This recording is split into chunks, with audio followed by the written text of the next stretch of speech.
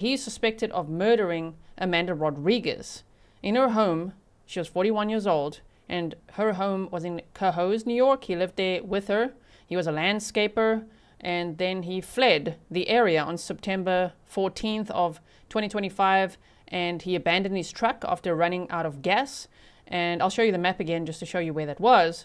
And guess what? They actually found him like so close to where he had last been. So if we go here, let's look at the map quickly, and then I'll show you an article, and then we're going to watch the press conference together. So this all started at Earl Lynn Court. That's where Amanda lived with her boyfriend, Anthony Bechand.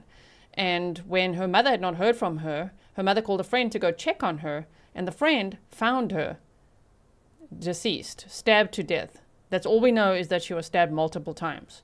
And her boyfriend, 53-year-old Anthony Bechand, had fled the area. There were ring cams that caught his vehicle leaving. Neighbors saw his truck there that day, and he had fled the area and driven north.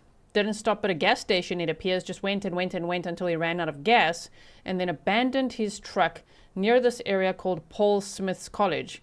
And everybody was quite nervous because not that far from the Canadian border, so Border Patrol has been involved as well. This has been a multi-agency search for this guy who was considered armed and dangerous. And, you know, yesterday at the press conference, they said as well, if you see something, say something. And a civilian saw him and called it in. This morning, hello, I can see, I recognize his picture. Yeah, I see the goatee. Yeah, this guy is dressed all in camo. He's walking right here on Route 86. What? So the police rushed to the area and apprehended him.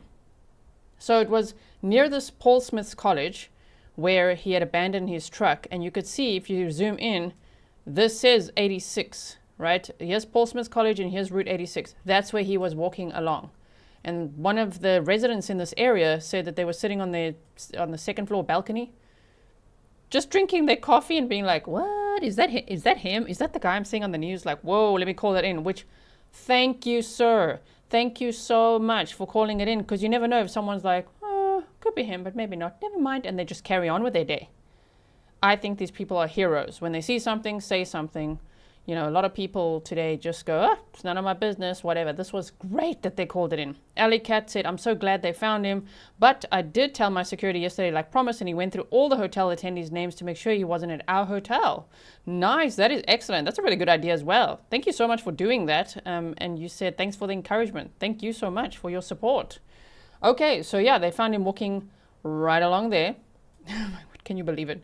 Where he abandoned his truck. Alive. So they found him alive. I'm so glad, so that there can be full justice for Amanda Rodriguez, right? Let's quickly look what happened. It said, breaking, Cohoes murder suspect taken into custody near Paul Smith's College. So they say near Paul Smith's, which is a college. Maggie said, so excited to finally catch a live from the beginning. Thank you for being awesome, G. Thank you so much. Also, today is Friday, the 26th of September of 2025. Okay, so just to let you know, if you're watching from the future, yeah, this is now the third, part 3, I guess. This is the third stream we're doing about this manhunt, and I'm just so glad that they found him, and that they called him a suspect today. That was new, because previously they're like, we just want to talk to him. Person of interest. So yeah, we'll watch the press conference together in a moment. Southern Cali B, thank you for being a member for 13 months. You said, hello, G, Modern Grizzlies. We got our new fur baby last night, sending everyone love. Very nice. Congratulations. Now, a manhunt for murder suspect that began almost 2 weeks ago in the Adirondacks ended this morning, according to the state police. Anthony Bechand, 53 of Cohoes, New York, was taken into custody in the Adirondacks near where his truck was abandoned between Gabriel's and Paul Smith's.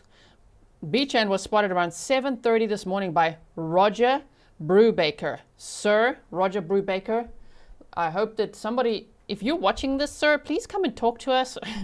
My name is Gisela K, and my email address is grizzlytruecrime@gmail.com. Grizzly like the bear, Grizzly. Can you imagine? So they said he was sitting at his desk on the second floor of his home. Okay, not the balcony, sitting at his desk, second floor of his home. Brubaker lives along the section of Route 86 near Paul Smith known as Easy Street. He says, I saw his goatee and immediately thought, that looks like the guy I saw on the news, explained Brubaker. My heart was racing. Oh my word, I can only imagine. Imagine if your day starts with like, okay, coffee, and I'm at my desk early.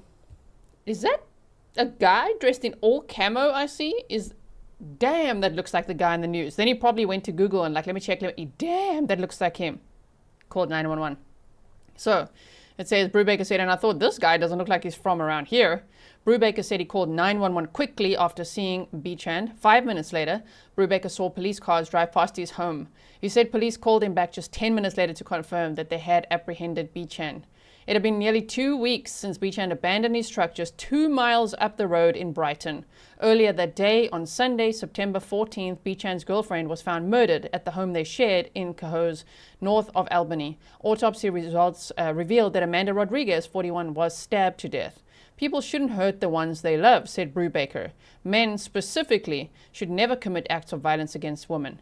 Brubaker said he hopes Rodriguez's family finds some peace knowing the man who allegedly murdered her has been taken into police custody. Now, sir, I just want you to know, if anyone knows this guy, okay, or you want to, I don't know, if you find him, send him a message, whatever, if he's watching, let him know he's an honorary Grizzly. Good job, sir. Amazing. My goodness. So, I mean, yeah, look at the area here as well. They said a state police trooper car parked along Route 86 near Paul Smith's Friday morning, near where Anthony Bechand was taken into police custody. He was like just walking along the road. But remember when they said they didn't know what he was last seen wearing?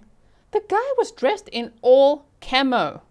Camouflage hat, camo gear, like he was prepared to be out there, clearly. Around all the hunting cabins. But he stood out like a sore thumb. Everybody noticed him. So, are you ready to watch the press conference with me? Let me bring this up. I boosted the sound for us. The first shot that the camera was just testing, so it's going to be a close-up. Don't get it fried, okay? It's going to see a close-up real quick. Here we go, and then we're going to start watching the press conference that just took place just minutes ago. All right, here we go. All right, good morning, everybody. I just want to introduce the folks that are up here with me. We'll start with Cohoes Police Chief Todd Walding, Assistant Chief Tim Keefe, from the Cohoes Detective Bureau, Scott McGowan, and Matt Orton. We're also joined from the New York State Police Troop G, the Troop Commander, Chris Gilroy, BCI Captain Robert McConnell, and from the U.S. Marshals, Deputy U.S. Marshal Brendan Connors. Cohoes has had 34 homicides over the last 50 years, so we average one about every 18 months. The last one was 2 years ago. We have very few on the hill section of our city. It's a suburban area. In fact, I grew up in that area. Very quiet. 10 days ago, Cohoes Police responded to assist with a call for a welfare check. And upon arrival, they found a 41-year-old female victim, deceased.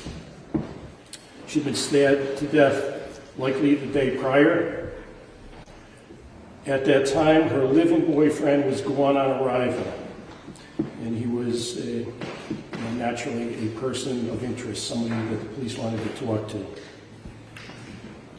Data regarding registration on his truck was entered into a system, and the LPRs, the license plate readers, indicated the truck had traveled northbound from Cohoes. The vehicle was located by troopers in Troop B up in Franklin County. A search of that area was conducted over the next 10 days. Helicopters, drones, grid searches. In fact, yesterday, Cohoes Police Department sent 6 officers to participate in that. Also yesterday, New York State Police, Troop B in Raybrook held a press conference. Basically, they were looking for public assistance, see something, say something. Meanwhile, back here in Cohoes, interviews and evidence collected eventually pointed to Anthony Bechand, not just as a person of interest, but as a suspect. This morning, a civilian spotted Bechand walking on the road about 3 miles from where the truck had been abandoned. Troopers from Troop B located and arrested Bechand. We're grateful. I want to thank Chief Walden, the Cohoes Police Department, for a great job that they did in this investigation, both the uniform patrols and the Detective Bureau. And I especially want to thank all the outside agencies that contributed significant resources to this search, beginning with the New York State Police, Troop G, the Major Crimes Unit, the Forensic Investigation Unit, the Aviation Unit, the folks up in Troop B, the Major Crimes Unit up there, BCI and Uniform Patrols, New York State Forest Rangers, Saranac Lake PD, and of course the U.S. Marshals, and also the civilians who participated in the searches up there. And lastly, I just want to say our hearts go out to the family of Amanda Rodriguez. Hopefully this arrest brings a measure of closure in advance of her services, which is, I believe, Saturday up in Altona, which is just north of Plattsburgh. At this time, I'll turn it over to Cohoes Police Chief Tom Walden. Thank you. As the mayor mentioned, this was a tremendous effort put on by many agencies. The ones he mentioned, and also the Lake Placid and Plattsburgh City Police Department, Ticonderoga Police Department, the Clinton and Essex County Sheriff's Offices, and the District Attorney for Franklin County, as well as the Northern Regional Response Team. Enough cannot be said about the effort put forth by all these agencies in the course of the last 12 days. It is a very difficult task to have two different locations when you have a crime. We have the crime scene here in Cohoes, and then we have the abandoned truck up in the northern part of the state. I will say, though, that the communication and the teamwork was absolutely flawless in this case. Daily updates were going between Cohoes Police Department, the troopers, the marshals when they got involved.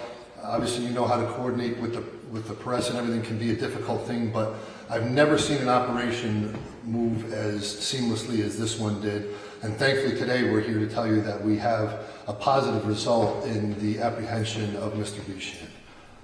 I would just add, I'm just gonna pause quickly. Oh my word, I'm so proud of them. You know, yesterday we were watching the press conference, and there was such a heavy, almost like a sad energy, and it is a sad case. It's about a murder. It just seemed we were all going cheering the police on. You can do it. Come on, you can do it. It's just exciting, you know, to hear. Okay, the communication between them all was flawless, says the police chief. It was a multi-agency search. They all did so well. And I mean, damn, that civilian who called it in, whoa, what an amazing outcome, right? And so soon. So for them to decide, you know what, we're going to hold a press conference because we need to keep this case in the news.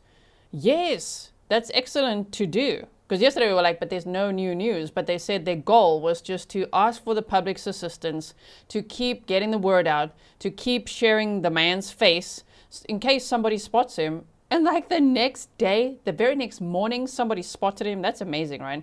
Fly Girl said, new case, yeah, it's shared throughout the stream. It's grizzlytruecrime@gmail.com. I will add, thank you for the sticker. Thank you for your support, number one. And two, if you want to find any of my links, whether it's links to support the work I do or my email, it's on grizzlytruecrime.com, okay? Is this not amazing? That I think they must be so happy and so relieved. Like, oh my word. And the next day, somebody spotted him. when you have any questions, if you could try and direct them to someone in particular. Obviously, I'll answer any questions as much as I can about the Cohoes part of it. We have representatives from the state police here who can answer any questions, again, if appropriate, about their involvement in different parts of the investigation. Chief, you mentioned yesterday that there were some injuries that, he had some injuries. To find him just walking along the side of the road, a very public road. That's the information we have at this point. Obviously, this has all transpired rather quickly. I will say that I do believe the press conference that was held up in Troop B was instrumental. I think it was important. The information had been put out very early on. The suspect's description, his photo was released, but I think it was a great idea to refresh that information in case somebody missed it, or to reassure people that if you had seen him, if you had potentially given him a ride somewhere and you were unaware of the circumstances, you won't be in any trouble. But if you see anything at all, you have to let us know. And here we are the next morning. I believe it was 2 calls came in. One person states that they did recognize him from the release. Another person just thought this person looked out of place. when they had seen him, and that led directly to his apprehension. So that worked. What sort of like shape was he in, like physically, when he was brought in? Was he... I don't know that. He's still up in Troop B for the time being, so I really don't have those details. And we heard from somebody that the entire attack on Ms. Rodriguez may have been caught on a ring doorbell or some sort of home surveillance system. Is there anything we can confirm about that? I said previously that we had a potential prosecution that would take place in this case. Well, now it's definitive that there is a court case that needs to follow, so we cannot get into some of the details about the evidence we have. We cannot jeopardize this case. I understand the public's need to know, and we're trying to balance that out, but there are certain things that you're going to hear us say we cannot speak about at this time. Chief, was there a history at this address? Zero history, and just to clarify that, neither one of them had a criminal record. We've stated that previously, but it is extremely rare, and again, one of the unique parts of this case was we didn't even have one call to that residence. You could not have a criminal history, but you could have the police called to your house because you're having a verbal argument, because there's loud noise, because there's this disturbance. Any one of a number of things can generate that response. And in this case, in the 10 years that she resided at that house, we don't have a single call for anything.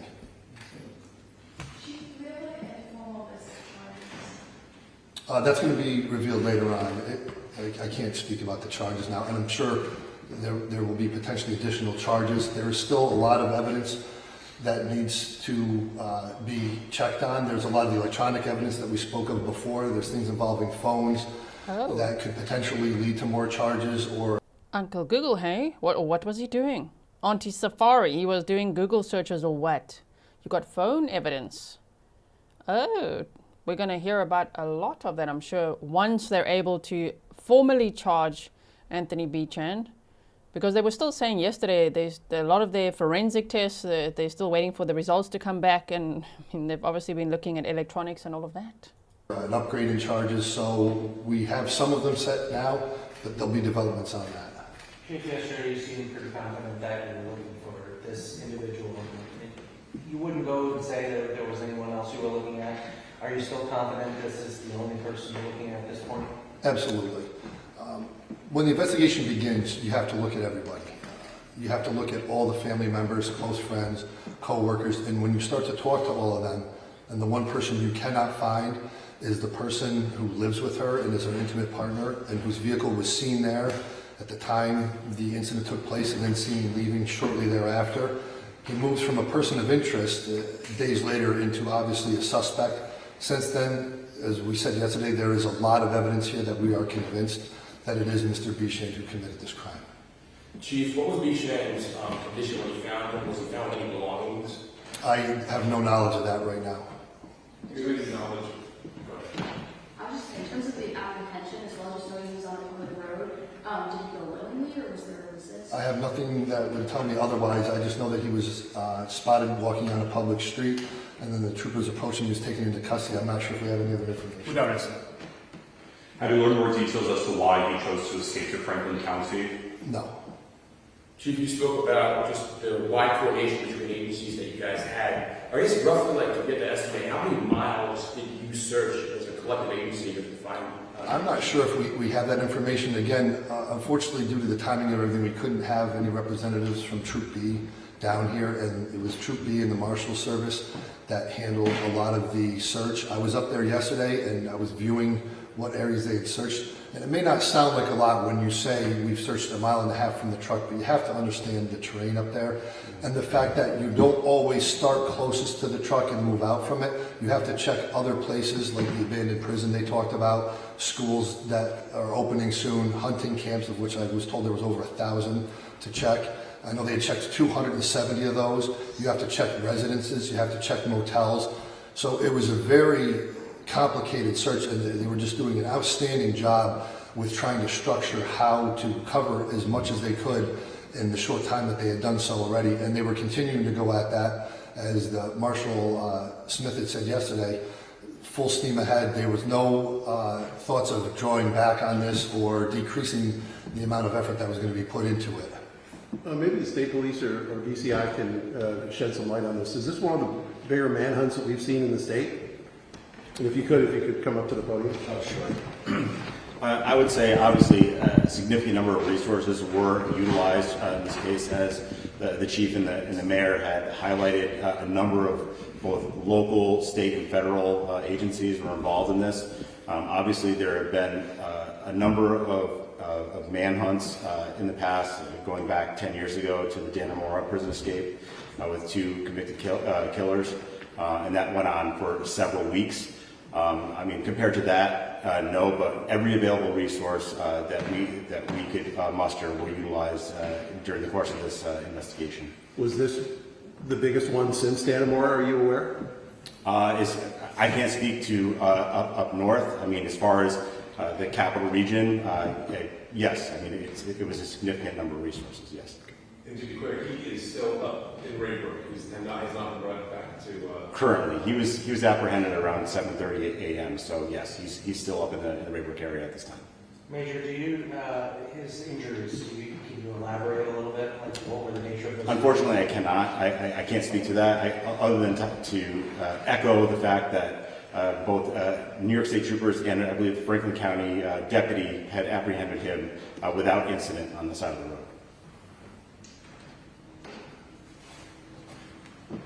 Anything else? Okay, thank you, Will. Thank you. Thank you, guys. Do any of you guys know, we had heard that there was going to be arraignment this afternoon. Does anybody have any further information on that? We're still working out the logistics of where he'll be processed and when he'll be arraigned.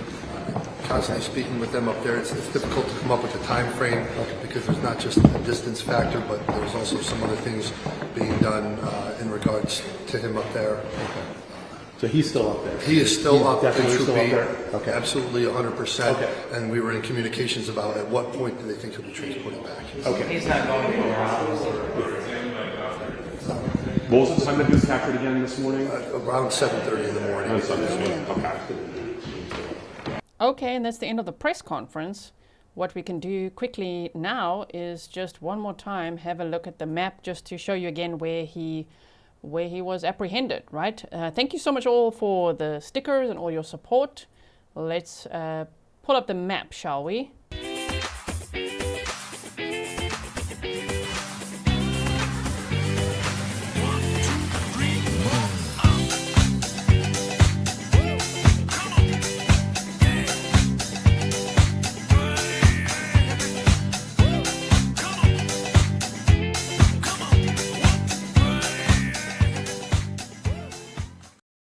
Okay, and we are back. Let us bring this up so that I can just show you what we're looking at here. Okay, so we're zooming in. We're at Paul Smith's College, which is, let's see this area quickly. And if you are local, let me know as well. How do you feel now? It must be such a relief, right? To know that this guy was caught, because it's obviously dangerous to have a suspected killer roaming around there. Hunting season was about to start, all of that. So it's just, even I'm so relieved that this guy was caught, because to just be out there thinking, what is he doing? How obviously he'll get desperate if he gets really hungry and thirsty. He could break into homes. More people could be harmed. So I'm so grateful. Thank you so much for the sticker there. So if we just zoom out here, okay, here's this Ray Brook area. Everything started in the Cohoes in New York. So the state today is New York. There's Albany. There's the Cohoes area. We go north, and here's the US-Canadian border. This area called Malone is actually where the victim's from. And so, was he headed in that direction? Ran out of fuel? It's so weird that he probably just didn't want to stop at a gas station so that there's no surveillance footage of him. But like then later you're going to walk in plain sight, but in camo, you know what I mean? Walking around there. Okay. I do wonder, they did ask about, was he injured? Because at yesterday's press conference, they said that there were signs in the vehicle that he was injured on his left side. So they weren't able to speak to that today. But I do wonder about that. What was injured? Probably his hand, right? Is he left-handed? I wonder.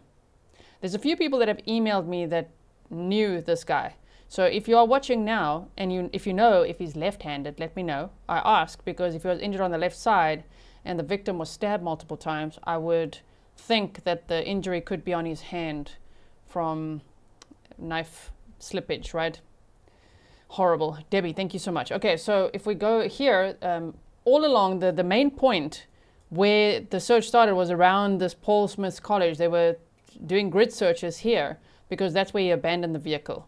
He ran out of gas. That's why he abandoned the vehicle, right? So if we just let's put the little Google man like here somewhere, can we? Are we facing the right way? Yeah, East 86, so Route 86. He was just walking along here, just walking along this road. The hell? And somebody, Roger Brubaker, was on his second floor, in his office on the second floor of his house, and spotted him. Wow. Okay, and this is called Easy Road. So I just want to make sure we're going the right way. Yes, we are. So yeah, you can see it says Easy Street. So somewhere along there, that's where he was spotted. Let's put this over here, just to have a look around quickly. You see, it could be even like, I don't know anyone's address. I'm not showing anyone's address. I'm just looking at who could have spotted him and where, if he's walking along this road. Good spotting then, hey? Buckle up. Stefan, did you tell them to buckle up? Especially if they're new here. I'm driving now. You know, I wonder, okay, no, that, I don't think so. But wow, just to think that Roger Brubaker was just starting his day, I would assume, if it's, 7 or 7:30 in the morning, looking out the window and being like, holy crap, that's a guy that I've seen on the news. Look at his goatee. Yep. Do you guys remember what he looked like? Let me show you. Hold on. I'll show you quickly. It would be, let's quickly go here. Where is that picture? We've got lots of pictures of him. So this one. This is the one I was showing yesterday. Thank you to Grizzly Cat for finding more pictures of him, because I think that was helpful. The police, I'm not faulting them on it. I'm just saying they only released one picture. And so in my presentation, we had multiple pictures of him that Grizzly Cat helped me find, so that we could at least show him with sunglasses on, sunglasses off, side profile, front profile, all of that, just in case it would help. But this is the guy. This is who they had apprehended. And in full camo gear. Can you imagine? A hat, camo gear. They didn't actually mention that now, but it was in some of the articles that I had read in preparation for this live stream today. Yeah, so someone says, Jay Rostin, he wore camo but didn't shave? Exactly. Okay, so we'll just go a little bit more. Let's just go a little bit more just to see around here. Somewhere around here, he was walking on this road in plain sight. Can you believe it? Sure, and where was he headed? What was he thinking? Some people were saying that you think he wanted to get caught. I never think that they want to get caught. I think it's, I don't know what he was trying to do. Probably hitchhike. But I don't know.